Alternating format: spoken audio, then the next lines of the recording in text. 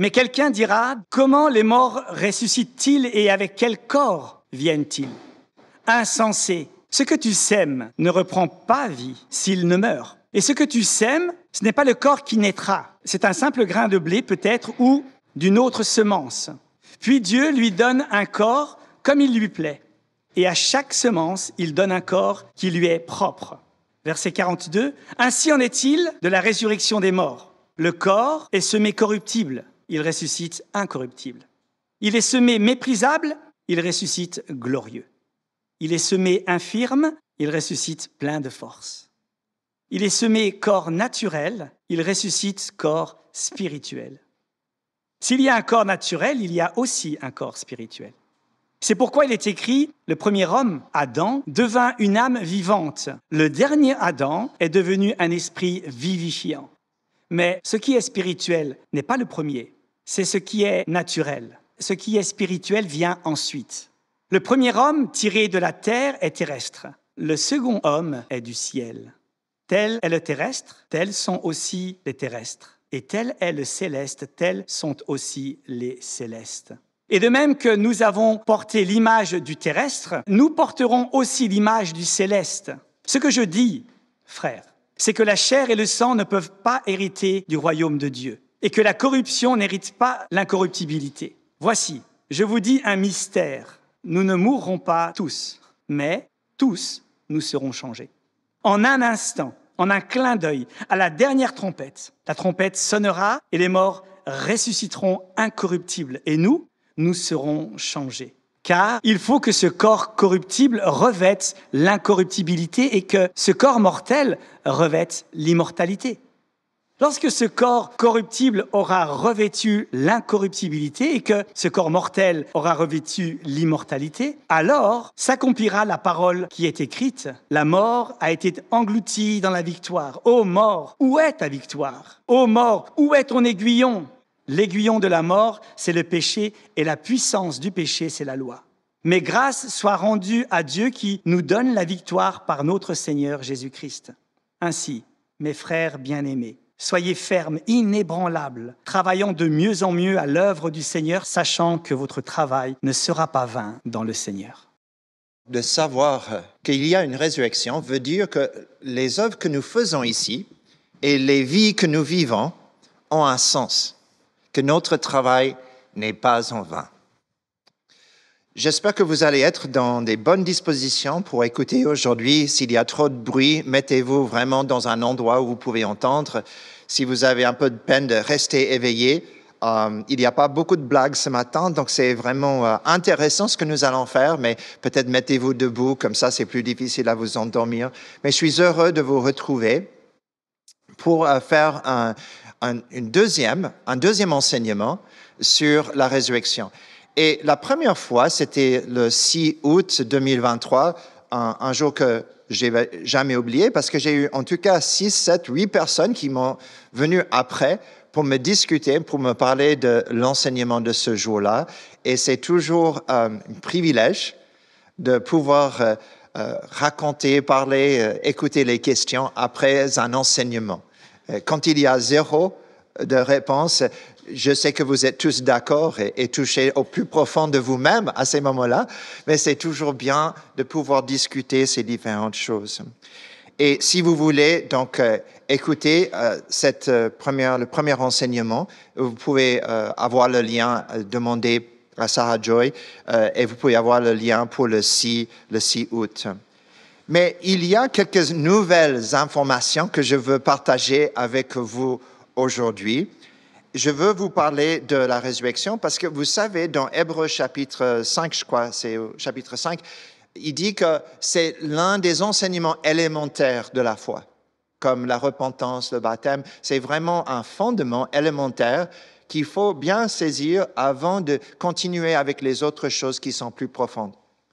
Mais quand nous lisons les œuvres, les lettres de l'apôtre Paul, comme nous venons de lire maintenant, nous voyons aussi la profondeur de l'enseignement de la résurrection.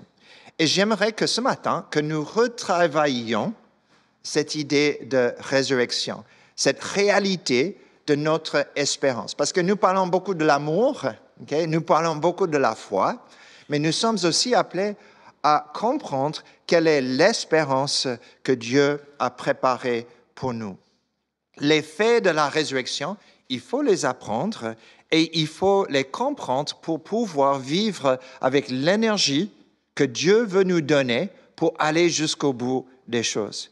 Et l'impact de la résurrection est de ce nouveau commencement, parce que c'est ceci, la résurrection est un renouvellement des choses. C'est un nouveau commencement. Sur nos vies, c'est approfondir et donc de marcher avec le Seigneur.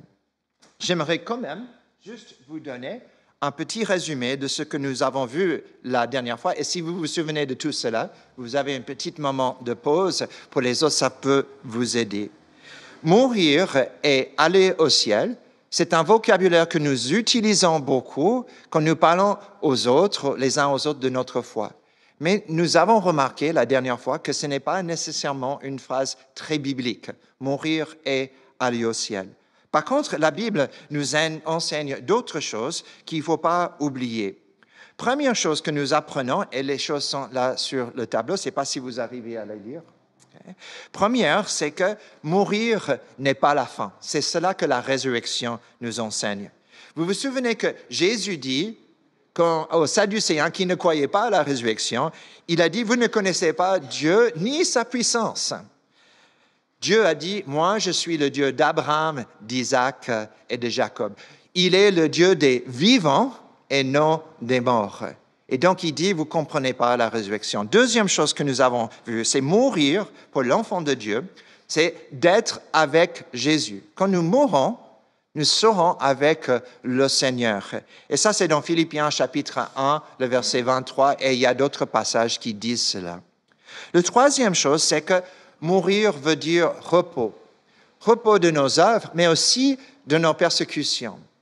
Repos veut dire cela. Et l'idée, c'est que pour le saint fidèle, il va dans un repos pour attendre la résurrection. Je le vois comme ici, cette idée de repos et de dormir comme euphémisme qui parle d'un jour on va se réveiller. Okay? C'est cela. On prend un repos, c'est une sieste que nous faisons pour pouvoir se réveiller par la suite. Et puis après, qu'est-ce que nous faisons? Nous attendons la résurrection, car c'est Jésus qui est la résurrection et la vie. Le but final de la mort, ce n'est pas d'être avec Jésus, c'est d'être ressuscité avec lui à une nouvelle vie, dans une nouvelle création, de nouveaux ciels et de nouvelles terres. Romains chapitre 8, le verset 23 dit, « Bien plus, nous aussi, qui avons les prémices de l'Esprit, nous aussi, nous soupirons en nous-mêmes en attendant l'adoption, la rédemption de notre corps, car c'est en espérance que nous avons été sauvés. Okay? Notre corps. Si vous voulez faire comme cela, faites comme ceci. Notre corps. Nous attendons quoi? Nous attendons la rédemption de notre corps. De notre corps. Et donc, nous attendons la résurrection. Et puis, finalement, nous savons qu'il y a un jugement. Il y a les injustices qui seront corrigées. Et avec cela, la dernière fois, donc vous vous souvenez bien, et vous dites pourquoi on se répète ces choses, mais c'est juste parce que moi j'ai besoin de m'en souvenir. Vous savez que il dit ici que Jésus vient vers nous, et nous l'avons chanté. Viens Seigneur, viens, okay? Nous tendons les mains vers toi. L'idée dans les Écritures, ce n'est pas que nous allons vers lui, c'est que lui, il vient vers nous. Il est venu vers nous dans la naissance et l'incarnation et il va revenir pour ressusciter et pour juger le monde. Et nous aurons une nouvelle existence corporelle dans un univers renouvelé et la Bible parle de nouveaux ciels et de nouvelles terres. La Bible parle de nouveaux ciels et de nouveaux terres. Mais quelqu'un pourrait poser une question, et Paul dit que c'est insensé, vous l'avez vu? Okay? Insensé, mais on va le poser, c'est moi qui le pose, c'est pas vous qui allez le poser. Quelqu'un peut poser, comme moi, comment sera ce corps? Comment ça? comment sera ce corps?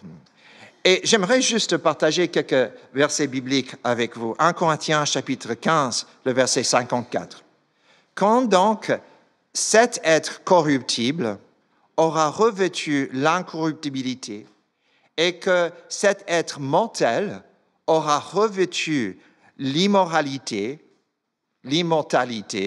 alors se réalisera la parole de l'Écriture. La mort a été engloutie dans la victoire. Okay? Vous avez vu cet être corruptible, cet être mortel.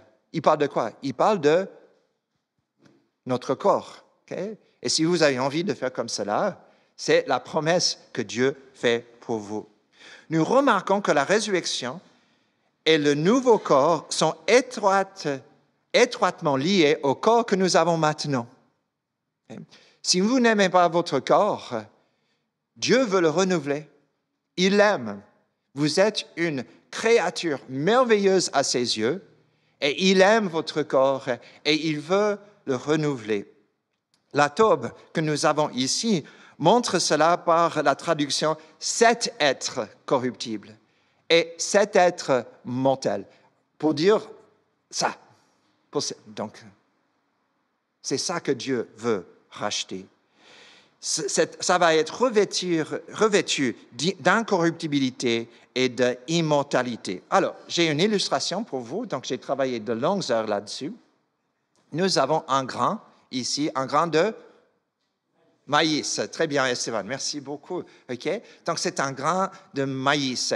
Et qu'est-ce que nous allons faire avec ce grain de maïs? On va le planter. Donc, on y va, on va le planter dans la terre. Et donc, c'est le grain qui doit mourir.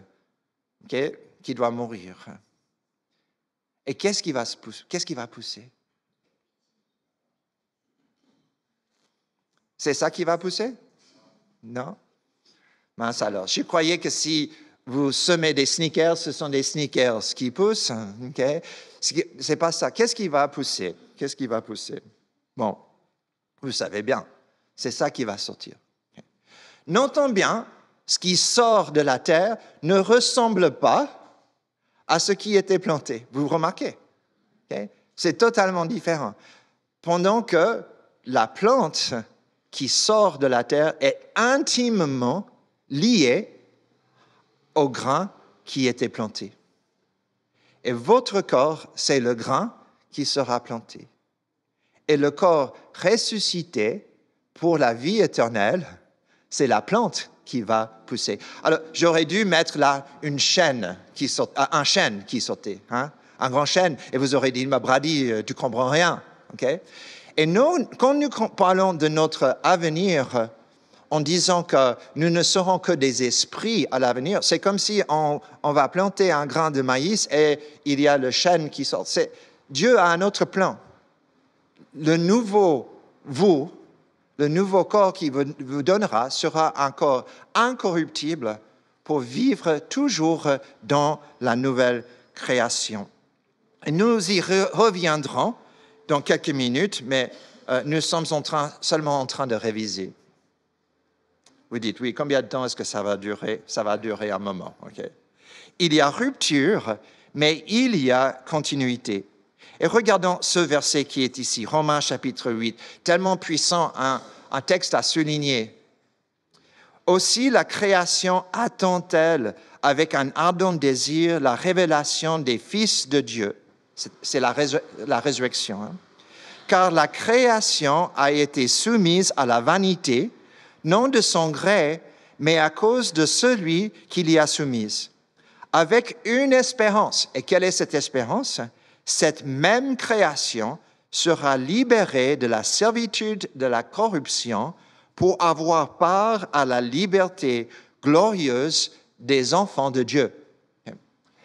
Okay. Revenons très rapidement à ce que Alexis a dit ce matin. Okay. Il a dit que Jésus veut dire Dieu, quoi? Dieu sauve. Dieu sauve. Okay? Et il a parlé du fait que Dieu nous sauve de nos péchés. Et ça, c'est certain, c'est ce qu'il a fait à la croix. Il a fait encore plus que cela. Parce qu'en nous sauvant, il sauve toute la création.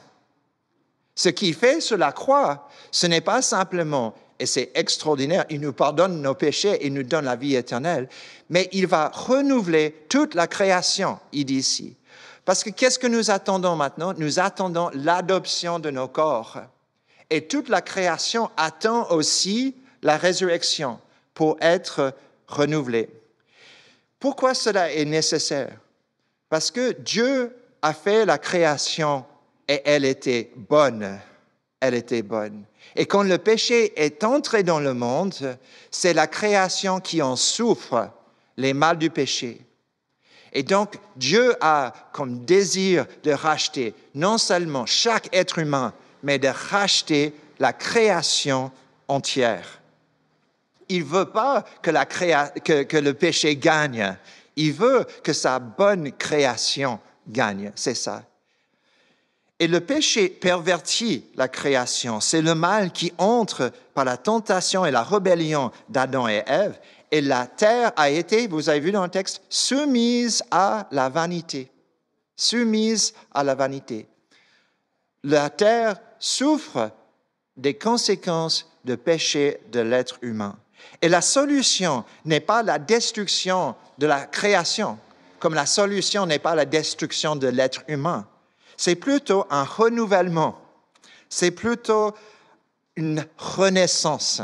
C'est plutôt être des fils de la rédemption, que quand nous sommes ressuscités, toute la création, elle aussi, sera transformée.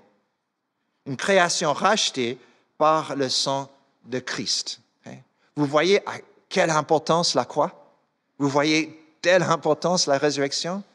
Parce que nous sommes sauvés, et gloire à Dieu, mais toute la création aussi est renouvelée à travers ce que Jésus... Il y a du pouvoir dans le sang de Christ. Il y a du pouvoir dans son sang. Et nous attendons un nouveau ciel et une nouvelle terre. C'est dans 2 Pierre chapitre 3, le verset 13, et dans d'autres endroits aussi. Mais nous attendons, selon sa promesse, de nouveaux cieux et une nouvelle terre où la justice habitera. Amen. C'est cela que nous attendons. C'est la joie qui nous stimule à aller en avant et à rester fidèles. Et quelqu'un dit, pour moi, cela n'est pas important. Dieu, il fera ce qu'il va faire. Pourquoi passer du temps à regarder ces différentes choses? Ça arrivera quand ça arrivera, même si j'y crois pas. Et c'est vrai, nous ne pouvons pas arrêter ce que Dieu va faire.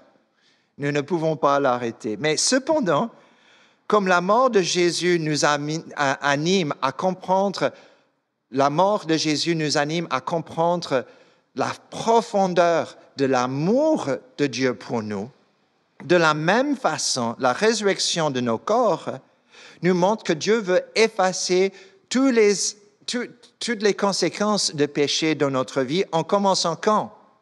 Maintenant. Maintenant. Ceux qui ont cette espérance en eux, ils cherchent la sainteté, dit les Écritures. Et nous voulons avoir la profondeur de la rédemption de Dieu dans nos vies. Nous voulons qu'il change tout. Et c'est cela l'espérance, à quoi l'espérance nous amène. Parce que nous avons la victoire et l'assurance de la victoire quand Dieu vient en Jésus-Christ pour racheter notre monde. Ça va? Okay. Et comme j'ai dit, si vous n'entendez pas bien, n'hésitez pas à bouger ou vous mettre dans une place où vous entendez mieux. Bon, quel corps nous aurons? Parce que je n'ai pas vraiment répondu à cela. Bon, regardons Romains chapitre 8, le verset 10. « Et si l'esprit de celui qui a ressuscité Jésus d'entre les morts habite en vous, celui qui a ressuscité le Christ Jésus d'entre les morts donnera aussi la vie à vos corps mortels par son esprit qui habite en vous. » Le Dieu qui a ressuscité Jésus va ressusciter quoi? Votre corps, mon corps mortel. Si vous avez envie, vous pouvez montrer. Hein? Okay. Votre corps mortel sera ressuscité. Et l'esprit de la résurrection de Jésus vit en nous. C'est cela qu'il dit. L'esprit du Dieu qui a ressuscité de Jésus habite en nous. Et c'est la garantie qu'il va vous ressusciter aussi. Comme il a fait pour Jésus, il fera pour vous. Il donnera aussi la vie à vos corps mortels. Et nous recevons la vie maintenant, mais aussi nos corps mortels recevront la vie à la résurrection, au moment de la résurrection. Bon, comment sera ce corps? Comment sera ce corps? Bon, il sera incorruptible.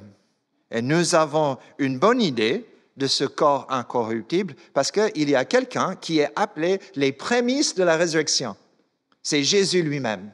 C'est Jésus lui-même.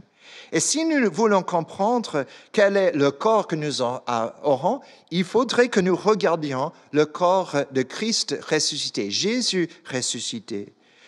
Car il avait un nouveau corps qui était certes ressuscité, mais aussi prenait de la place, vivait dans le temps, mais qui était transformé pour pouvoir passer à travers les murs, pouvoir disparaître et même pouvoir se cacher.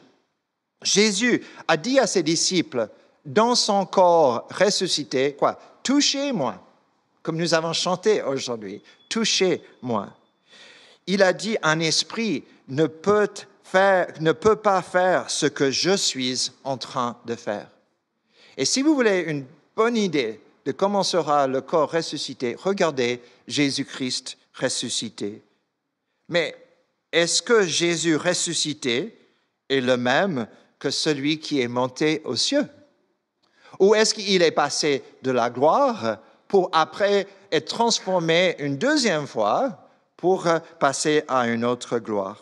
Et j'aimerais juste vous lire le petit passage d'Un Timothée 2, les versets 5 et 6, qui dit « Car il y a un seul Dieu et un seul intermédiaire entre Dieu et l'humanité, un être humain, Jésus, qui s'est donné lui-même comme rançon pour la libération de tous. » Les Écritures nous enseignent que Jésus est toujours être humain à la droite de Dieu, mais avec un corps immortel et incorruptible. Dans les évangiles, Jésus glorifié et Jésus qui est crucifié et ressuscité. La transformation de la résurrection est complète. Il n'y a rien dans les Écritures, vraiment rien, qui dit qu'il doit passer par encore une autre transformation. Il n'y a pas une gloire de la résurrection, puis une gloire qui suit. Il n'y a pas de gloire ressuscitée et encore un autre changement pour qu'il devienne un esprit quelque part. Jésus, dans son corps glorieux, ressuscité, le corps du matin de la résurrection, monté dans les cieux et par la suite, il a pu se manifester comme il a voulu. Comme il a voulu. Okay? À Étienne, il s'est manifesté en étant debout à la droite de Dieu. Un être humain. À Paul, il s'est manifesté à travers une lumière aveuglante. Donc, je crois que quand nous parlons du corps glorieux, que nous aurons la meilleure lumière sur le sujet est Jésus ressuscité. Et les Écritures sont silencieuses et ne parlent pas d'une deuxième transition ou une deuxième gloire. Regardez, si vous voulez voir, lisez Jean 20 et Jean 21. Voilà, ça parle de Jésus. Lisez Matthieu chapitre 24, lisez 28, lisez Luc chapitre 24. Et là, vous aurez une idée de ce corps. Mais quelqu'un d'autre dit, la chair et le sang ne peuvent pas hériter du royaume. Et là, tu parles d'un corps physique que nous aurons. Bon, cela est une certitude. Le corps que nous avons maintenant, de chair et de sang, tel qu'il est, ne peut pas vivre dans la présence de Dieu, n'est pas adapté à la vie éternelle. Mais nous aurons un corps et non seulement un esprit. Okay? Donc, pour répondre une fois pour toutes, est-ce qu'on va se reconnaître dans la nouvelle création? La réponse est Oui, merci beaucoup, Justin. Ouais, il a lu la prédication avant, d'accord. Okay. La réponse, c'est oui. Okay. Nous serons, sauf si vous voulez vous cacher, peut-être comme Jésus, vous pouvez cacher votre identité, okay, si vous voulez. Le corps que nous avons maintenant n'est pas adapté, mais nous savons que nous aurons un corps vraiment adapté. Je sais parce que dans les Actes chapitre 17, l'apôtre Paul a prêché à Athènes et il a prêché et tout le monde écoutait jusqu'à quel moment? Au moment où il a parlé quoi? De la résurrection. Et ils ont dit, non, ça c'est stupide. Pourquoi? Parce que eux, les platonistes de l'époque, qu'est-ce qu'ils croyaient? Ils croyaient à l'immortalité de l'âme et pas du corps. De l'âme et pas du corps. Et Paul prêchait autre chose que l'immortalité de l'âme. Il prêchait que Jésus allait revenir, juger, ressusciter et juger les êtres humains. Écoutez bien, ils ont refusé d'écouter l'Évangile parce qu'ils ont compris la résurrection. Et parfois, nous ne comprenons pas la résurrection et nous ressemblons plus à des platonistes ou des hindous, okay, ou même parfois à des gnostiques du XXIe siècle qu'à des chrétiens du 1er siècle. Car les chrétiens du 1er siècle savaient qu'ils auraient un corps renouvelé pour la vie éternelle avec Dieu. Pourquoi? Parce qu'ils croyaient à la résurrection, comme nous croyons aussi à la résurrection. Et si nous tenons comme vrai que la résurrection n'est autre chose qu'une existence éternelle dans la présence de Dieu, dans une forme uniquement spirituelle, nous n'avons pas le même message de rédemption qu'avait l'apôtre Paul. Nous ne croyons pas, quand Jésus-Christ est mort sur la croix, qu'il était en train de renouveler toute la création. Okay? Et ceci était important pour les chrétiens, de savoir qu'ils entraient dans un nouveau monde. Pour eux, c'était essentiel. Vous voyez l'énergie que cela leur donnait, de savoir que Dieu avait créé un nouveau monde et qu'il allait transformer le monde au fin du temps. Ceci a donné tellement d'énergie et de joie dans la vie des chrétiens du 1er siècle. Bon, passons à la prochaine. Je prêche un peu trop et puis je devais plutôt vous enseigner. Regardez, 1 Corinthiens chapitre 15. Il en est ainsi pour la résurrection des morts. Semé corruptible, on ressuscite incorruptible. Semé méprisable, on ressuscite dans la gloire. Semé dans la faiblesse, on ressuscite plein de force. Semé corps animal, et vraiment le mot là c'est âme animale, okay, juste que vous sachiez, c'est le mot psyché, okay. On ressuscite corps spirituel. S'il y a un corps animal, il y a aussi un corps spirituel. Et là, il dit corruptible maintenant, okay, vous pouvez montrer le doigt si vous voulez, corruptible, mais après incorruptible. Méprisable, waouh, glorieux. Okay. Bon, je devais dire glorieux. Hein? Faiblesse, force, il dit. Animal, c'est-à-dire, que veut-il dire? Spirituel, que veut-il dire? Et voici la nature du corps renouvelé. Et l'essentiel, c'est de voir que ce corps sera changé. Le corps renouvelé aura le rang de gloire, d'incorruptibilité et de capacité que notre corps actuel ne connaît pas du tout. Si c'est vrai, et je crois que c'est vrai, que nous aurons un corps incorruptible, rempli de gloire et rempli de force, nous serons préparés pour faire toutes les œuvres que Dieu imagine pour nous dans la nouvelle création. Il n'y aura rien qui nous empêchera, comme aujourd'hui, de faire toute sa volonté. La volonté de Dieu sera faite sur la terre comme au ciel, parce qu'il y a une nouvelle création. Mais le hic pour nous, évidemment, c'est le verset 44, n'est-ce pas? Semé corps animal, on ressuscite corps spirituel. S'il y a un corps animal, il y a aussi un corps spirituel. Et aussi le verset 50, qui dit « Voici ce que j'affirme, frères, la chair et le sang ne peuvent hériter du royaume de Dieu, ni la corruption hériter la incorruptibilité. » Donc, quelqu'un peut imaginer que nous n'aurons pas un corps physique à l'avenir, mais un corps spirituel, parce que ce corps animal, on ressuscite corps spirituel. Mais qu'est-ce que c'est qu'un corps spirituel? Qu'est-ce que c'est qu'un corps spirituel? Est-ce que Paul est devenu platoniste pour dire que nous allons être un esprit, vivre pour l'éternité dans la présence de Dieu, et c'est ça la résurrection? Je n'y crois pas. Je n'y crois pas. Et vous ne les croyez pas non plus, n'est-ce pas? Réfléchissons sur ces deux mots. Semer corps animal, on ressuscite corps spirituel. Il faut vraiment juste tenir ici 3 minutes et vous allez dire « aha ». Ou si vous avez déjà dit « aha », vous allez dire « finalement ». Ok? Voilà. Les adjectifs grecs qui sont utilisés ici, animal et spirituel, terminent en grec par un ikos, ou ici c'est ikon, okay, à la fin. Décrivent non pas la matière dont la chose est construite, mais plutôt le pouvoir ou l'énergie derrière cela. Donc, voici ce que Paul dit. Un corps animal est animé par ce qui est terrestre et un corps spirituel est animé par l'Esprit de Dieu. C'est Romains chapitre 8. C'est Romains chapitre 8. Un corps ressuscité est un corps qui est animé par l'Esprit de Dieu. Et ça, c'est le corps spirituel que nous avons.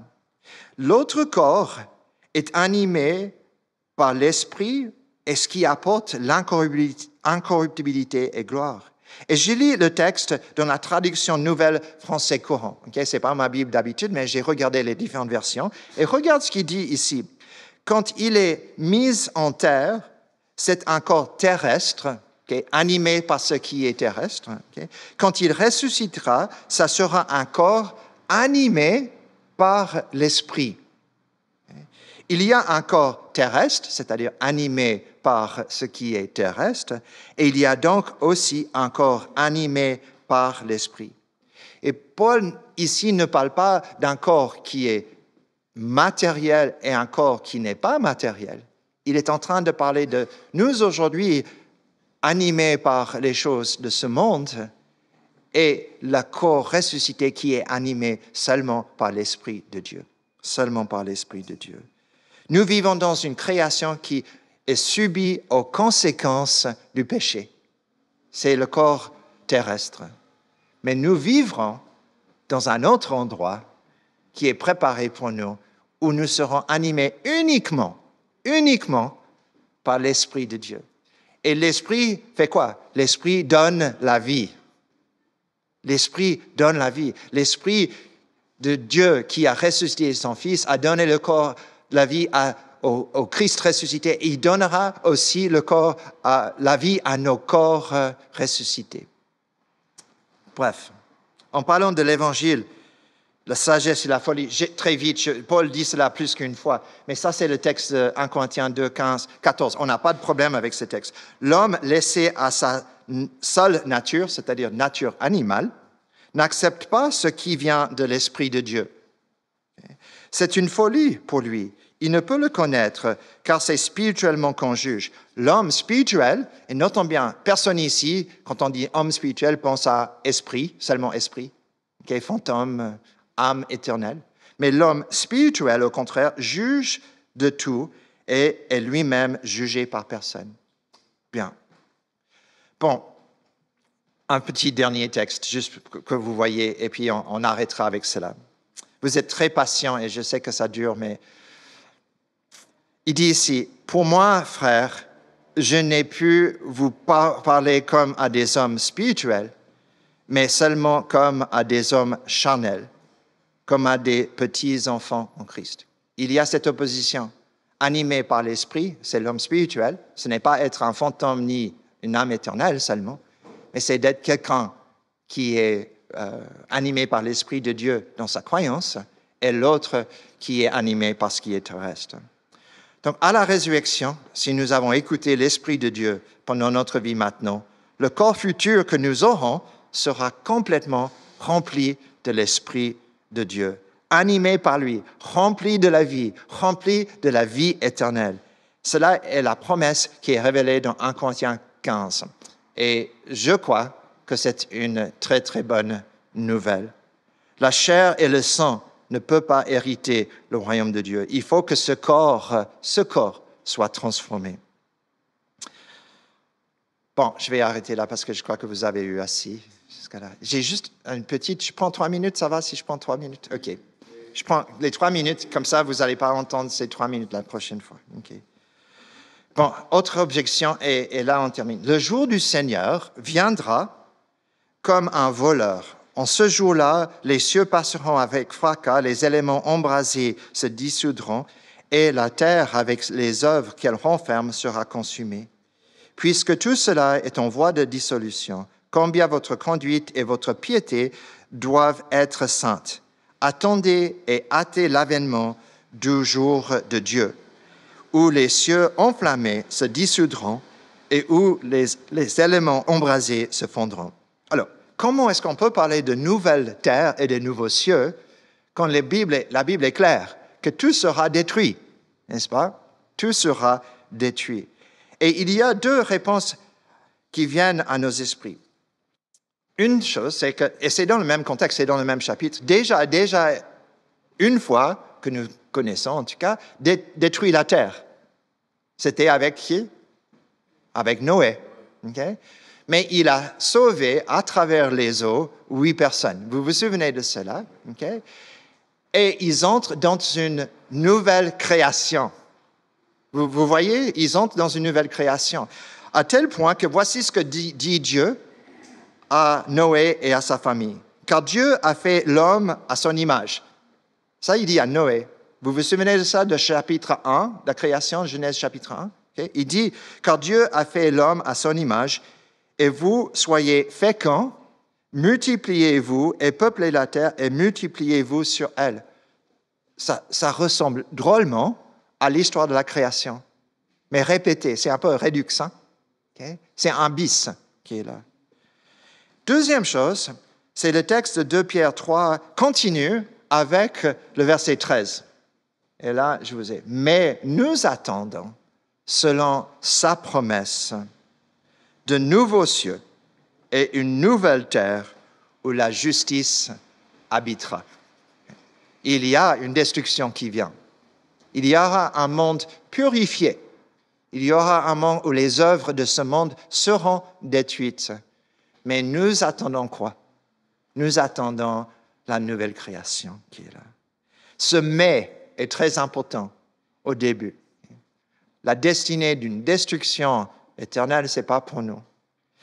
Bon, il transformera nos humbles corps actuels pour qu'ils ressemblent à son corps glorieux. Et nous avons vu ce corps. Votre corps sera ressuscité.